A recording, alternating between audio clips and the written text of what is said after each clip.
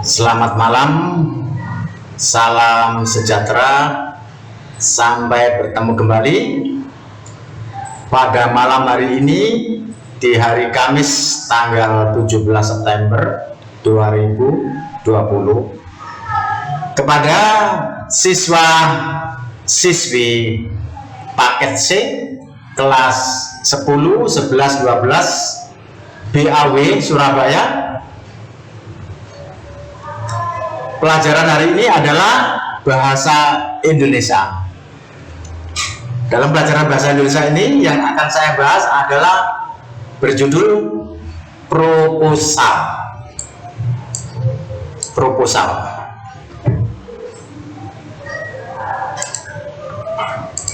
Seperti kita ketahui bahwa apakah proposal itu? Proposal adalah suatu program kegiatan yang bersifat usulan secara tertulis. Jadi ada program kegiatan yang bersifat usulan yang tertulis untuk melakukan suatu kegiatan yang ditujukan kepada pihak tertentu. Proposal disebut pula dengan usul kegiatan. Jadi proposal itu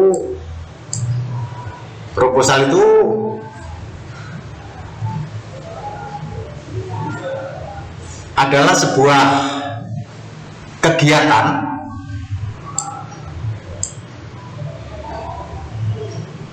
yang jelas. Jadi saya ulangi kembali, proposal adalah suatu program kegiatan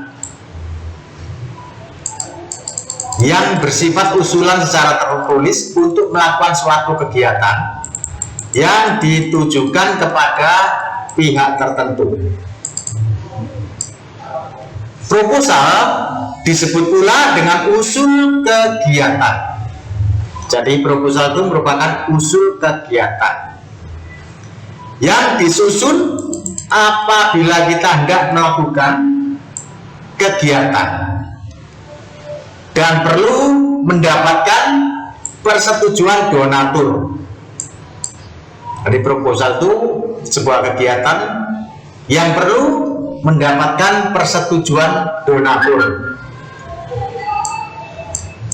Dalam proposal perlu diterangkan segala rencana yang akan dengan jelas dan lengkap.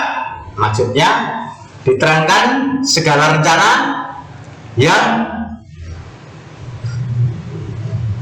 akan dikerjakan dengan jelas dan lengkap, ya, akan dikerjakan dengan jelas dan lengkap.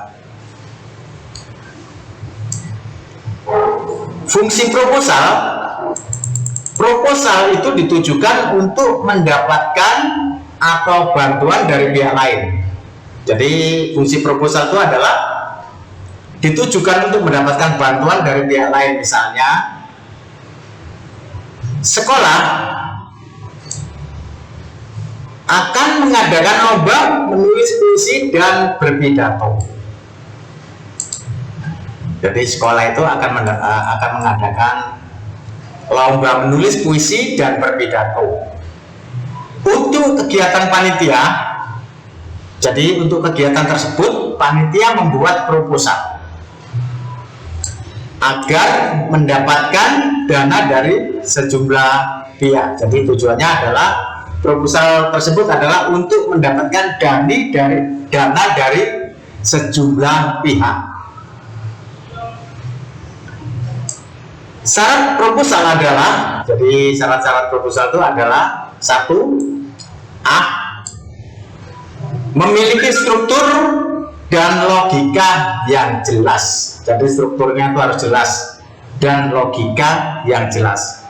Hindari kata-kata seperti mungkin. Jadi dalam proposal nggak mungkin kita mengatakan kemungkinan minggu depan kita mengadakan, oleh karena kita akan meminta bantuan kepada para donatur. Kata-kata mungkin itu harus dihilangkan. Jadi memiliki struktur dan logika yang jelas. Misalnya akan diadakan lomba pada tanggal bla bla bla bla, hari bla bla bla bla. Jadi harus pasti.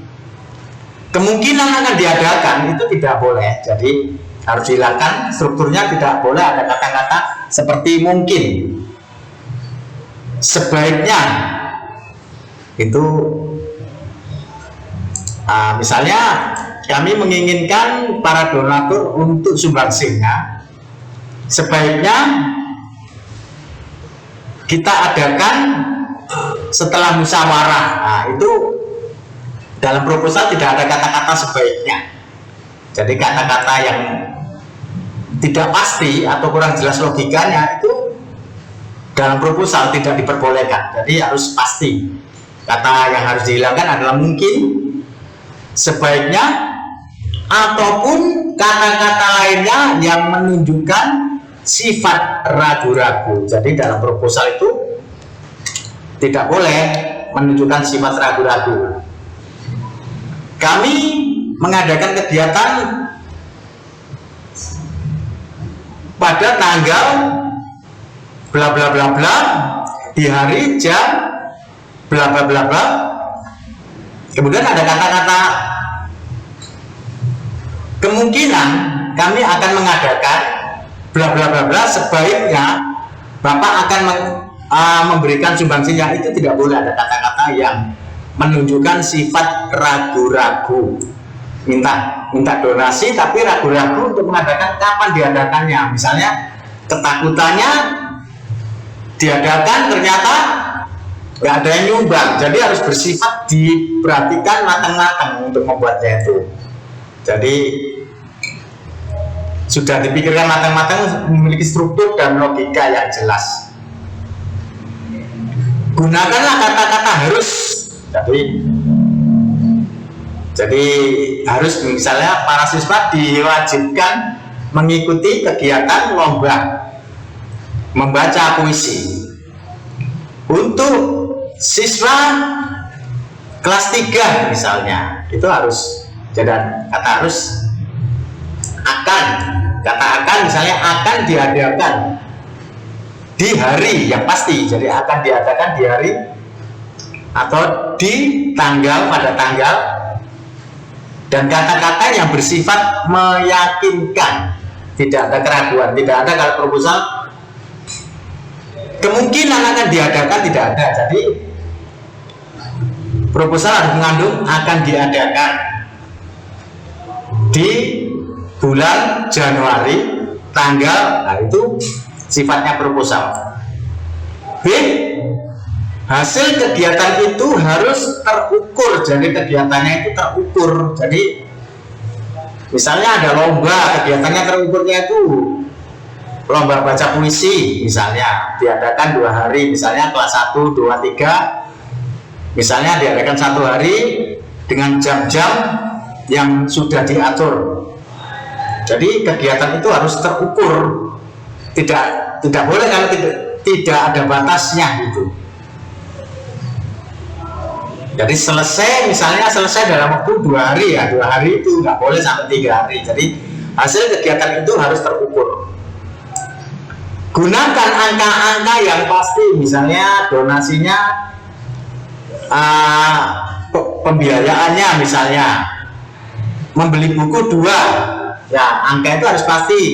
Dengan harga buku itu berapa, membeli ini berapa, itu harus pasti. Tidak boleh kemungkinan senilai begini, tidak boleh, begitu tidak boleh. Jadi harus pasti angka-angkanya. Dan bukan perkiraan. Jadi misalnya pengadaan buku tulis diperkirakan, nah itu tidak ada kata-kata yang mengandung perkiraan. Jadi harus pasti. Misalnya buku tulis dibutuhkan sejumlah, sejumlah berapa anggaran yang diberikan untuk pembeliannya. Yang C, rumuskan jenis kegiatan secara jelas. Jadi harus dirumuskan jenis kegiatan secara jelas. Kegiatan apa aja, misalnya baca puisi, menari, atau mengadakan kesenian musik. Itu harus dirumuskan jenis kegiatannya secara jelas, inovatif, dan terperinci. yang betul-betul dapat dikuasai atau dikerjakan. Jadi misalnya akan mengadakan musik, akan mengadakan menari, lomba musik, menari, atau membaca puisi, itu harus betul-betul dikuasai atau dikerjakan. Jangan terus akhirnya mengadakan musik antar kelas misalnya, tetapi tidak pernah ada yang mengerti di dalam bidang musik. Jadi paling tidak ada seksi kesenian yang membidangi di musik. Begitu juga lomba menari. Jadi harus ada yang bisa menjembatani dalam tari-tarian tersebut untuk panitianya, yang betul-betul dapat dikuasai atau dikerjakan. Paling tidak menguasai.